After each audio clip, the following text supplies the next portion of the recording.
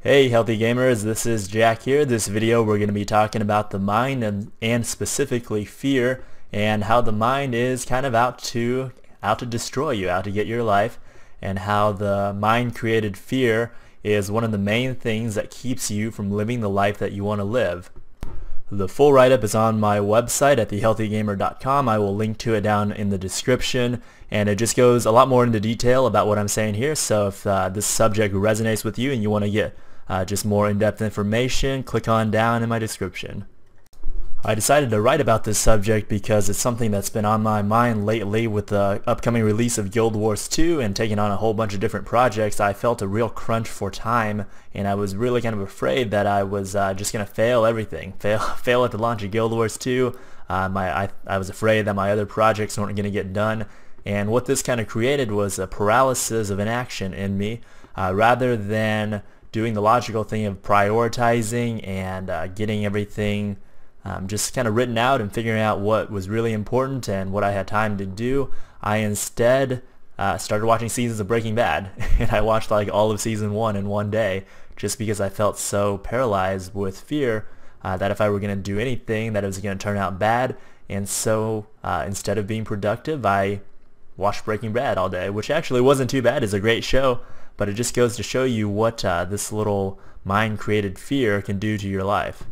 So the key here to understand is that the mind loves to think about and stress about things that will probably never happen. If you imagine that you're standing at the edge of a cliff and you're looking down on the sheer drop-off and it's thousands of feet below, you can feel wind blowing at you and you're in danger of being knocked off balance off the edge of the cliff, you'll notice that your palms will start sweating and your heart rate will raise a little bit. And this is because the body will react physically to things that are imagined in your mind. This was a really good adaptive response thousands of years ago when we had to worry about getting eaten by tigers and where our next meals were going to come from. But in today's society, we have entirely too much time to think, and with that time, most of us will go over all these negative futures in our mind about what could possibly happen. And if we don't have a disciplined mind, usually the things we think about are the things that are most negative. Like you're thinking about, what if you fail your test? What if you get fired at work? What if you don't find a good job out of college? What if your girlfriend is cheating on you? All of these different things that our mind constantly goes over, and what that actually does is it produces cortisol in our body because your mind, it cannot tell the difference between an imagined reality and what is actually happening. So effects of short-term cortisol are adaptive. They'll give you energy, they'll heighten your memory, they'll give you a boost of immune function, but prolonged levels of cortisol are going to impair your cognitive performance, suppress your thyroid, create blood sugar imbalances. They're going to lower your immunity, and most important, for a lot of people, they're going to cause you to gain a lot of fat. I think the most dangerous part of an untended mind that just is allowed to run and think about all the negative things that could possibly happen are not the physical effects, but rather the mental effects. What this is going to do is cause you to be paralyzed. It's going to cause you to be so afraid of whatever it is that you're thinking about that you'll never take action, because if the end result of you taking action is going to be terrible failure, why would you ever do it? Got a quote for you from the book Dune. It's a saying they have in there. It says, "Fear is the mind killer, fear is the little death." And I think more than anything else in this world, fear is the greatest reason that people aren't living the lives they want to live. You're working the job that you hate because you're afraid that you won't be able to make ends meet, that you won't be able to find a new job. You might want to start a new business, but you're afraid that it's going to fail. You want to ask some girl out, but you're afraid that she's going to reject you. You can see the main thing stopping most people from doing the things that they really want to do, from taking the action that would really get them on the road to the lives that they want to live, is fear. And I would contend that one of the driving factors behind most of the fear that we have in our lives are these projected images that we have of all these possible negative futures. If we could only get these negative thoughts out of our mind, then we could eliminate a great part of the fear. So how do we get rid of this fear and gain control back of our minds? One strategy is the fact that the mind can only hold one dominant thought and emotion at a time. If you just think about this, just go through a mental little process right now. Try to at the same time feel love and hate for a person, or try to be angry at them at the same time as being compassionate for them. This is one of the Eastern philosophies that the mind can only hold one dominant thought, one dominant emotion, and thus if you're in a state of inspiration, a state of happiness, a state of joy, you cannot at the same time be in a state of fear. So every time you notice these negative fears and negative thoughts about failure and just whatever other negatives are in your life creeping up, you need to do whatever it takes to get in a good positive state of mind. A few things that I like to do: I like to watch funny TV shows. I watch Archer. It's hilarious and gets me in an awesome state of mind. Watching inspirational talks on TED.com, listening to great music, just sitting down and meditating. That more than anything else, is just sitting down meditating for 10 to 15 minutes a day has done more for my peace of mind than anything else.